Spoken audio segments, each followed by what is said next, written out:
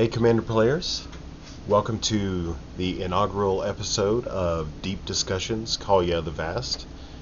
What you're going to experience in this deep dive is two Commander players who love this very specific general, have 18 years of experience building around this general, and essentially we just want to talk about it, share our experiences with the world, and hopefully, we can all teach each other something. So jump right in, enjoy, and we'll be talking to you soon. I'm going to ask you the question. So earlier today, I asked you, how would you encapsulate the last 9 years of this commander? And your response was, well, amongst other things, like where do I begin? Like in the beginning, pretty much everybody just jams 30 ADDs, Angels, Dragons, Demons, and just rocks it that way until they get crushed, or Kaalia gets removed, or what have you, and then that initiates a learning curve. And I was like, huzzah! Maybe we should talk about that, because we've got record numbers of people coming into this commander in particular, and you and I have 18 years of experience cumulatively developing this commander, pitfalls, shortcomings. We've both been experimental. Me in the competitive realm, you have tried basically everything and the kitchen sink with this commander. So where can we talk about how people feel when they first come in with this commander, why they want to do those 30 creatures, why that's fun, why that's not fun, XYZ. Ready? Go. Yeah, so I think what happens is that, first of all, Kaalia is so immensely popular that when you think of new commanders that come out, typically they'll hold, about 6 months or so of interest before something else new comes out and those players move on. But, Kaalia came out in 2011, and she's still not only popular, but growing in popularity ever since then. It's a phenomenon that's completely unheard of as far as the commander format goes. But when people get into it, you're right, we're right, that the average deck is composed of 30 angels, demons, and dragons, very little ramp, very little removal, because those don't look as fun or cool and splashy as all the dragons, right? Mm-hmm. And people think, well, it's okay, I don't need ramp, I don't need all this other stuff, because Kaalia is going to play my stuff for free. Mm-hmm. And then, because people know about Kaalia, because she's so popular, then those people at the table, they'll take her out immediately. And then what happens? That brand new player is stuck doing nothing because they threw caution to the wind and had a mana curve of 4.8 with no real way of doing anything with it. So it's and then maybe draw a land, maybe play a land, turn 8, maybe play a creature, everybody else has a full battlefield. Maybe play a creature and get counterspelled. Correct. And what happens there is you have some players, they get demoralized and they quit because they think that, oh, well, that's the only way to play Kaalia and she doesn't work, so she's bad. Other players, like myself, will see, well, it's still a veritable sneak attack on a body. There's got to be some way to do this. And you start to think, you're like, well, maybe I'm not supposed to have 30 creatures. Maybe I need to have, what competitive decks would call enablers to make sure that Kaalia can do her thing in the most unapprehended way possible. You start adding backup countermeasures like reanimate, animate dead, necromancy, dance of the dead. You start saying, well, Kaalia needs to attack. What if people drop a glacial chasm and they can't attack? So you start adding Quicksilver Amulet, which, Mm-hmm. printed in Urza's Legacy, got the reprint back in the, what was that, M10 or M11? Like, I mean, it's slow and clunky, and, you don't want to activate Amulet too much, because 4 mana every turn adds up, but it does let you replicate Kaalia the best. And the old sneak Uh, attack.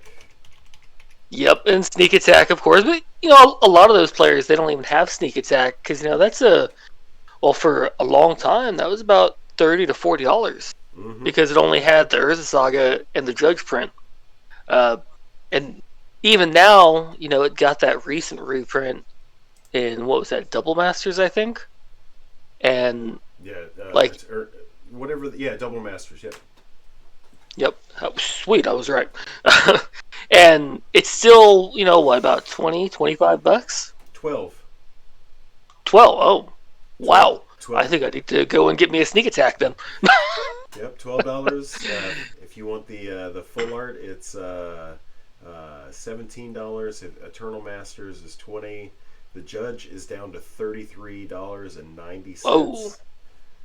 And that's Urza's, incredible. the OG Urza's is down to $30. So those Yeah, reprints cumulatively have knocked it down pretty good. they've really kept its price in check. That's Mm-hmm. impressive. Uh, Especially for a card that sees legacy play. I mean, if the blue red sneak show is still a deck. Mm-hmm. Uh, That's but that's Emrakul, right? Is that what they drop in? uh, yeah, typically they'll drop Emrakul, because they'll have show and tell, so they'll use it to either drop Emrakul on the board, and then you're like, oh, well, damn. Or they'll just get up into sneak attack and then get you with it. But as I understand, I think that deck fell out of favor because once people knew what those decks were doing, then the counterplay began to see dropping Gilded Drake down. Oh yeah, So yeah, when yeah. I put my Emrakul, I put down Gilded Drake, and you're like, oh, GG's. well, that kind of backfired on me. Right. It's like, oh, now I have a 3/3, and you're gonna start your turn with a 15/15. Rip. uh, So you brought up the point of people start out with 30 creatures, and then yep. slowly that gets whittled down. If I recall correctly, for my own personal list, and I think our two lists at the end of 1v1 competitive mirrored each other, probably 85%, what have you, maybe even Yep. 90%. Uh, I was playing 17 to 19 creatures, but those were probably the most air quotes impactful creatures that I could play in a 1v1 meta. So, Not uh, just impactful, but also very hard castable because it was correct. just another part of the contingency plan in case Kaalia didn't work. We wanted to be able to cast our cards. Yeah. Game plan one, ramp, Kaalia, haste. You know, that was the first game plan. Should that fail two times or what have you, you need something to come up because you're behind at that point. Yeah, because like once Kaalia dies the second time, you're never going to recast her for 8 Mm-mm. ever because most of your angels, demons, and dragons cost less than 8 mana. So why are you going to pay 8 mana and then jump through hoops when you could just play the threat in the first place? No, that's also an interesting distinction to make too, because most of our listeners are probably going, "What is this 1v1 thing that you're talking about?" We'll definitely get into that in follow on podcast. But essentially, before this renaissance of 4-player competitive Magic, the king of the hill, the absolute king of the hill, was 1v1. If you played competitive Commander, from what I understand, you were doing it across the table from another opponent, not in a pot of four. So just to make that distinction, when we talk about certain cards, because I'm quite sure we're going to talk about specific removal, we're going to talk about eventually talk about like mass land destruction and what have you. These are all geared towards knocking out a single opponent. therefore your deck building capacity was going to be way different. Correct. You know, uh, I know we'll get into that in a later episode, but I know that part of the downfall of one-on-one Commander was that your deck looked a lot different than it does in multiplayer. In one-on-one, you're playing your Thoughtseize effects. You're playing Hymn to Torok. Excuse me. Scratch your throat there. You're playing your Hymn. You're playing your Sinkhole. You're playing Mind Twist. And these are all great, powerful cards. But in the multiplayer scheme of things, obviously these cards don't pull their weight because you're spending cards, spending resources in your hand to influence one particular player, and you still have two other players that you're not interacting with that will interact with you. Because Kaalia is a scary commander. You have anytime you have a creature that lets you circumvent mana cost, it's going to be a powerful and rightfully scary card, and the players need to keep an eye on. Because that's the most powerful thing you can do in Magic is something for free. Doesn't matter what it is. If it didn't cost you mana and it generated something, it's too good. Even sacrifice outlets. What are the best sacrifice outlets? The ones that are free, repeatable, instant speed, and generate something. For example, mana for doing that free something. That's why Ashnod's Altar and Phyrexian Altar are so ubiquitous across the entire format. If I can spell altar right. Still, there we go. Boom. At the end of the day, fingers get fat and slow. You can't see it, but I'm trying to type in these card names as you talk about them. So when I hit an errant comma or something like that, then it comes up with this weird white screen of like no.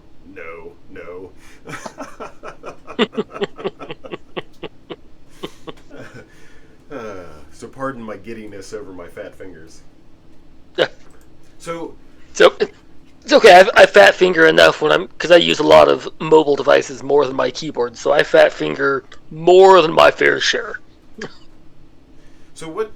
So new players coming in that throw in those 30 creatures.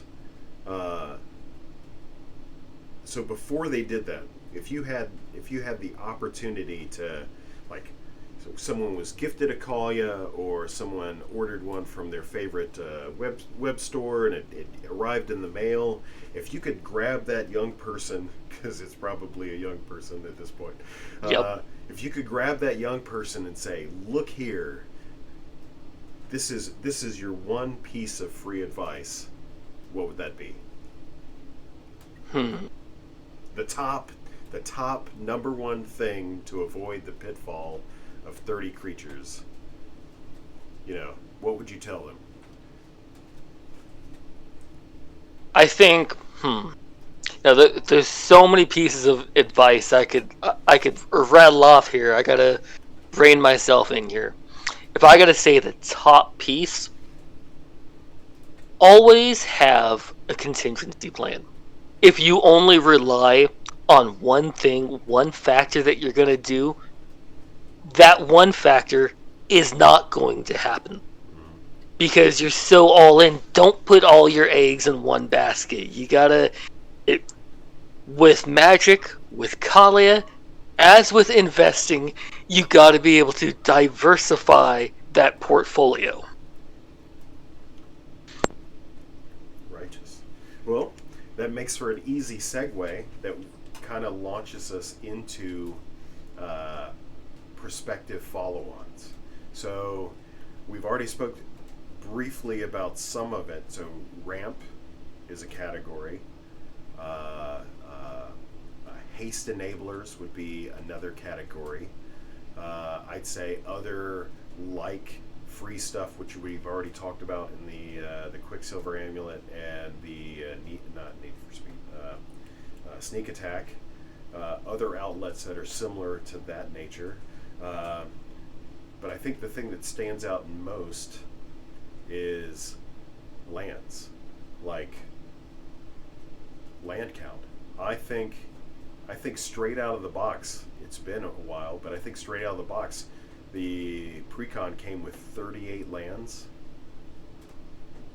which by the standard that I'm playing competitively now is a lot. Well, see it, and like I don't really agree with the competitive land counts. Like especially back when I played Mox Diamond, Mm-hmm. I wouldn't touch Mox Diamond if I had anything less than 36 lands.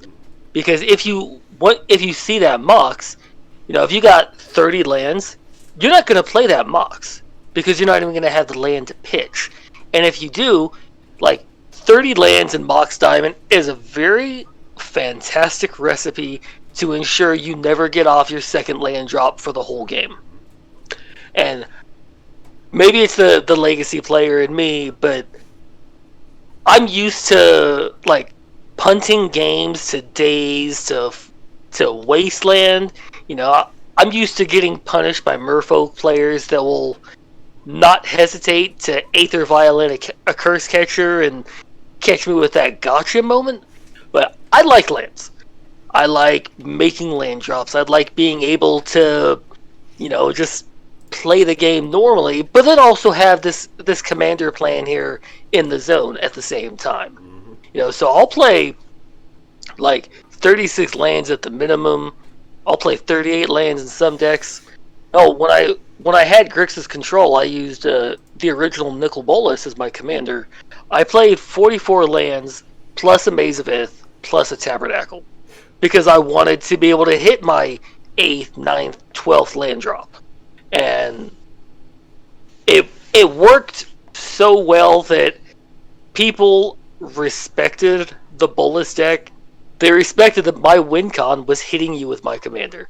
And yeah, that's a really hard feat, with a 7/7 for 8 with a 3 mana upkeep. Mm-hmm. When they recognize that this guy is going to come down and I have counterspell backup to hold up with it, like people recognize that. Well, I want to do something, but I can't. So this is just over now. Mm-hmm. And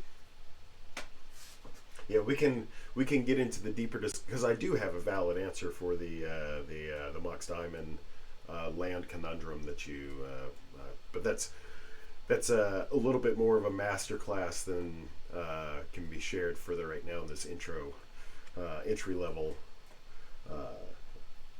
kind of tutor session. So let's see. So wasteland type of effects. This actually is an interesting pivot because maybe not wasteland specific, although I think I may have slotted in wasteland in one of my competitive builds at one point in time. I definitely have put sinkhole in 1v1 Kaalia. So you worry about your land count, especially where it's pertinent, kind of moving into, not moving, but when we get into talking about archetypes such as MLD, which may or may not be a fan favorite in your local meta amongst your local play group, you'll definitely want to adjust your land count for that. Hitting your land drops is definitely something that you want to do, especially if you want to hit those early spells like we were talking about, enablers, or if one of your haste enablers is a specific land where help me out. oh, the Bandit Lord. Haha, there you go. There you go. Because that comes into play tapped, and you need that extra time, air quotes again, to ensure that like turn 1 or 2, Hollow the Bandit Lord, untap, boom boom boom, rock rock rock, or what have you, your choice. I think there's a couple of other things that people have played, like see now now it escapes me. It's a red 2-drop that you can tap, add a color, two colorless, and the creature that you to cast a creature spell, and that creature gets haste. Red 2-drop, you pay 2 to give it haste. I don't know of that one. I know of Flamekin Village from one of the other commander sets. That was a red tap land that you can haste up a creature. Oh, the show elemental, yeah. My my own preference, because I moved away from Hall of the Bandit Lord being a colorless land that comes into play tapped and really starts to get painful the more you use it. Mm-hmm. And I started going with Dragon Tempest, of course, is like my go-to option because it just does it automatically. Anger, if I'm playing a build that has Anvil at Bogarden. Oh. Huh. I was going to say, and Dragon Tempest has that second ability that if you're dragon heavy, is a nice Punisher effect. Is that a Or it's just a finisher with a World Gorger Dragon combo. Okay. Because you'll loop it, it'll keep coming back and keep triggering. Okay, and keep going. I interrupted you. Oh, you're fine. And my other go-to option is actually an older Urza block card. Because it's me, of course it's going to be some old, obscure card. But that's Mark of Fury, which is a 1-mana aura that gives enchanted creature haste, and then on the end step, it comes back to your hand. So it's kind of a unique way to give something haste, not be vulnerable to sorcery speed removal, and like for those that care about it, it's also a constellation trigger. It can be not really a storm trigger because it comes back on the end step. But I mean, there's a lot of things you can do with a 1-mana aura that can kind of bounce itself. Actually, like legit. As a side note, in fact, I'm making a side note.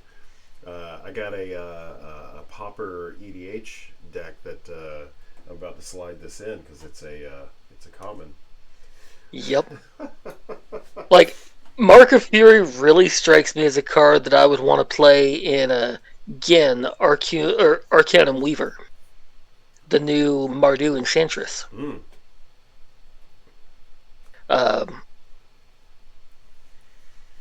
Kind of. I mean, I don't know what I would really use it for. Because if I play it, it's a 1-mana way to get something back. That's cool. Yep. But I play it, it dies, or I just play it to always make sure Gen has haze. I don't know. There's plenty of things that I can do with it though, for sure. Well, what about ramp? If it used to be back in the day, because once again, Precon started out with 38 lands. People started reducing their lands and their land count and coming up with a little formula. So it was once said that for every mana rock you provide, you can take 2 lands away. Do you subscribe to that? Oh, no, God, no. Because see, the thing is that having all that ramp, all that extra mana rocks is nice, but you still need lands to play the rocks. There's still, like a bit of a, like, there's only so many rocks that you can add that way. Because eventually you'll wind up having so many rocks, even if they're 2-drop rocks, that you can't cast them all at once. You wind up taking multiple turns just to play ramp, and that's no stronger than the green decks that play like 50% ramp spells that take multiple turns to ramp. Only it's actually worse because now all your hard work gets taken out by a freaking Shatterstorm. See, I've actually kind of moved away from the mana rock, and I'm talking a hard departure from mana rocks. I don't play them in my decks. I'll play Tithe because I can 1-mana instant speed grab 2 duels. I'll play Verge Rangers because I like that card. I think that a lot of people sleep on that guy, but it's a white creature that one kind of plays lands off the top deck, helps me catch up a little bit, and two, I mean, it's still a creature that can pitch to Diabolic Intent if I need it to, and three, it's a human, so on our Cavern of Souls that we're named Human for anyway, I can happen to play that as well. Uh, but to compensate for that, because I know it sounds crazy to say I've made a full departure away from Mana Rocks, I'm also all in on the Null Rod plan, the Stony Silence plan. If I was in green, the Collector Oof plan. And the reason for that is that everyone loves their treasures, whether it's Dockside Extortionist, whether it's Smothering Tithe, a card that I'm on record as not just disliking, but I dislike that it's not a good card, but so many people think it's a good card. Kind of like Jeweled Lotus. Would you say But I digress. Smothering Tithe? Yes. I think the Smothering Tithe is bad at the 4-drop. You know, because you're paying 4 mana and not getting anything for it. Mm-hmm. And then waiting for it to go around for people to, you know, give you a treasure on their turn. Because you don't pay the 2. There's no reason to pay the 2. I'm going to pay 2 to prevent you from getting 1. Yeah, you don't do that. But there's so many better things I can do with the 4 slot that it's like, eh. Mm-hmm. Well, but because that is a meta. That's what we call a meta in the CEDH side. That's a meta dependent card. So CEDH, yes. CEDH is wheel heavy. So Smothering Tithe is a huge payoff for that. But you're right. In high power, more casual circles where typically it's draw, do whatever, a single draw per person typically, then yeah, Smothering Tithe doesn't have that value. Well, my other reasoning for it is that, you know, because so many people rely on it, and they'll keep hands that have a Smothering Tithe because they expect it's just going to carry them through. But because I'm playing Null Rod effects, I just completely shut down their Smothering Tithe. And they're like, ooh. Or, similarly, I enjoy Kataki with it. Like, and Kataki is kind of awkward with treasures because I can't actually stop them. Well, kind of. You play Kataki, and you force them to use their treasures on their upkeep step so that they can keep them around. But, I mean, like, there's so many good, strong ways to stop it. Or, hell, even a replacement effect. Like, if I'm playing Dredge, I can prevent you from getting treasures at all. If I'm playing Abundance is a great example of a draw replacement effect. Oh my god, I just had it on the tip of my tongue a minute ago. It was, oh my god.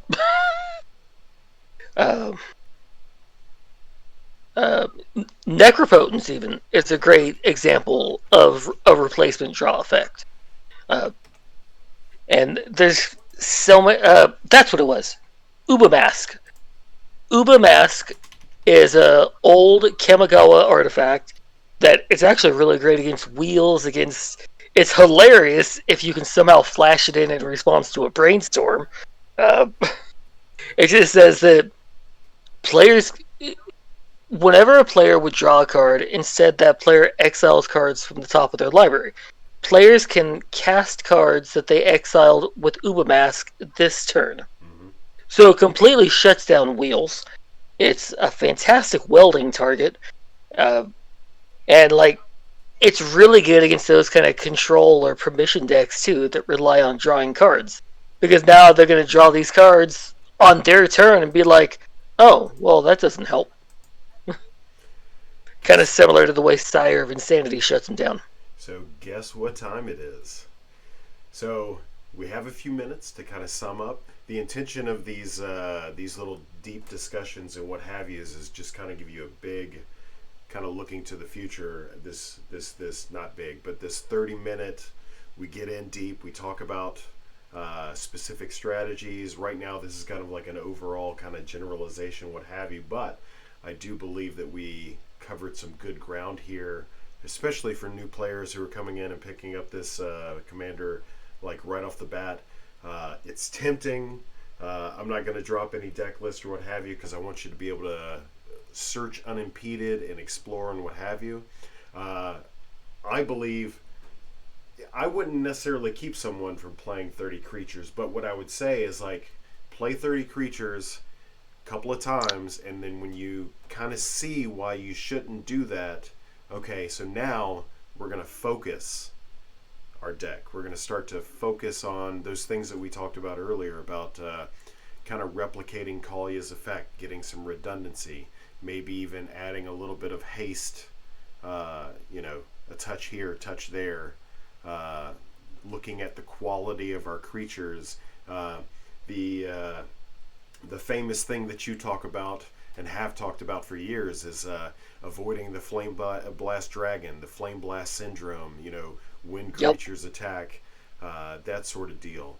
But that's a creature quality discussion that I would definitely urge people, be selective in what you're putting in there. You could probably have, and like we talked about earlier, we were running competitively 1v1, we were running like 17 to 19 creatures. That's not a lot. The thing is with angels, demons, and dragons, they're so impactful on the board that you don't need a lot. If you find yourself needing more because they keep dying, it's a pretty good sign that you're overextended. Mm-hmm. And you probably need to rein that back in. If you have, for example, a simple Abyssal Persecutor out, Kaalia dropped it, you've got 8 power on the board. Do you really need more? Or do you force people to deal with that and then you kind of deploy the next one? That's why cards like Static Orb, for example, are great there, because you don't need that much because you've got big, powerful creatures.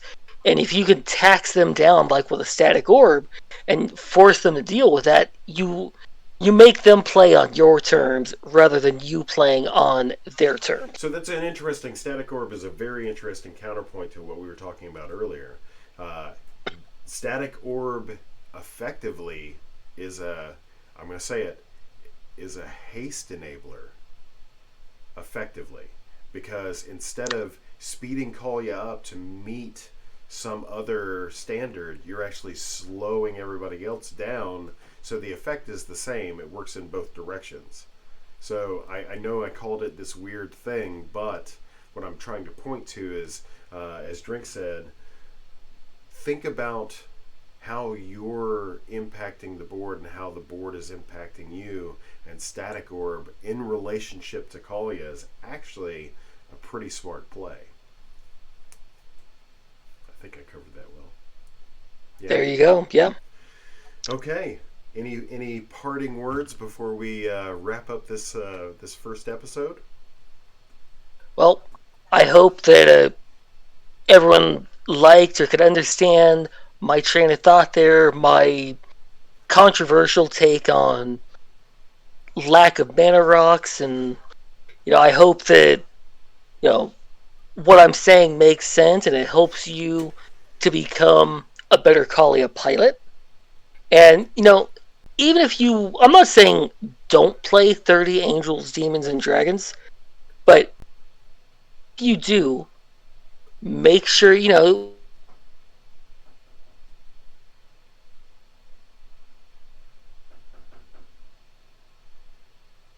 red chromas and white chromas and flame blast dragons and Advara Hellkites, and I want to play them all.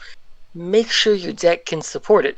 If you're high on threat count, go high on reanimation effects to bring them back, to keep cycling them. Play your Living Death, play your Patriarch's Bidding, play your Reanimate, Exhume, Rise from the Grave, even. Unburial Rites is a fantastic example. And it's cheap. Yes, it is. Just be intentional. Be intentional with what you play, with how you play, and you'll see your deck and your games improve 100-fold. Perfect. I can't think of a better note to end on. Okay, ladies and gentlemen, thank you so much for joining us today. Keep your notifications on. Myself and Three Drinks will definitely be back to pick up where we left off, and thanks for listening.